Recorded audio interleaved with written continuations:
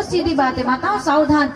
आप सुबह उठे, आपको कहीं जाने की जरूरत नहीं है। हमारे वेदों ने तो इतना बताया कि सुबह उठ करके कराग्रे वस्ते लक्ष्मी, कर मध्य सरस्वती, कर मूले च गोविंदम, प्रभाते कर दर्शनम। सुबह उठ करके इससे बड़ी कोई पूजा नहीं है कि सबसे पहले अपने परमात्मा को धन्यवाद दीजिए कि ना तो मैं आरती जानता हूँ, ना मुझे संस्कृत आती है, ना मैं श्लोक जानता हूँ, पर मैं इतना जानता हूँ कि अगर तेरी कृपा नहीं होती तो मैं सो तो सकता था, लेकिन सोए हुए को जगाने वाला मेरा परमात्मा है और उसी को मैं प्रणाम करता हूँ। यही मेरी पूजा है, यही मेरी वंदना है। मुझे नहीं आता, मुझे गीत नहीं आते, मुझे भजन नहीं आते, पर मैं इतना जानता हूँ कि तेरी करुणा है कि मैं जाग गया, वरना अगर तू ना चाहे तो कोई कितनी भी कोशिश कर ले, मनुष्य पैसों से सब कुछ खरीद सकता है, लेकिन रात में सोकर के सुबह जागना केवल ईश्वर के हाथ में है, मनुष्य के बस में नहीं है कि वो उठ जाए। समझ रहे हो ना? लक्ष्य विहीन व्यक्ति, लक्ष्य विहीन व्यक्ति स्वयं का सबसे बड़ा शत्रु होता है। इसका कोई लक्ष्य नहीं है। सुबह उठे, ब्रेकफास्ट किया, पराठे खाए, पेट भर लिया, अब तक भगवान को याद करने का कोई काम नहीं। हाँ, गलती से हलवा खा रहे, गलती से कंकर आ गया तो जरूर मुंह से निकल जाएगा कि हे राम। ये किन लोगों की बात है?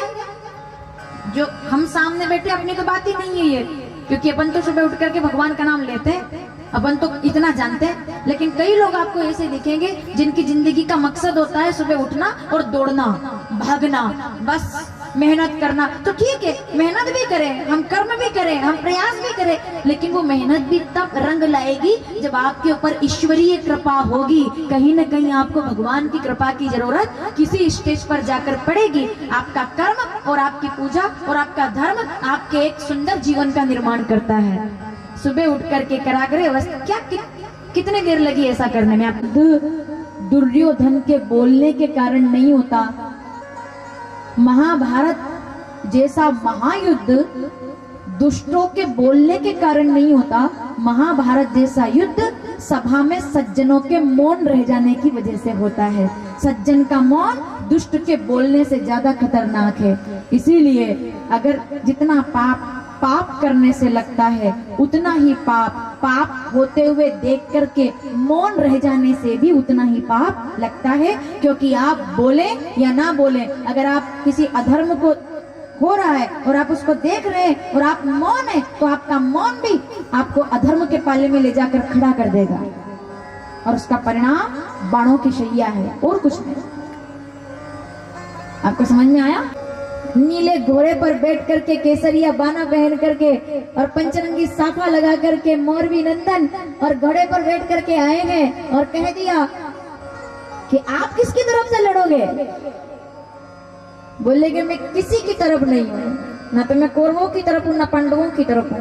बोले फिर आप लड़ोगे किसकी तरफ? बोले जो आखिर में हारेगा ना, मैं उसका सहारा बन जाऊंगा, क्योंकि मैं हारे का सहारा हूँ। मेरी माँ ने मुझे सिखाया है कि बेटा जो हारे, कमजोर का हाथ पकड़ना, कमजोर पर कभी प्रहार मत करना, कमजोर का हाथ पकड़ना, तो हारे का सहारा बनना, मेरी माँ ने मुझे सिखाया है। और आए मौरवी नंदन, भगवान समझ गए कि इनको जीतना किसी के बस में नहीं है। 3 बाण तो बहुत दूर की बात है, अगर आधा बाण भी चल गया तो जिसको भी करेंगे ये पूरी तरह से खत्म करेंगे। अब बताओ जीत कौन रहा है? पांडव।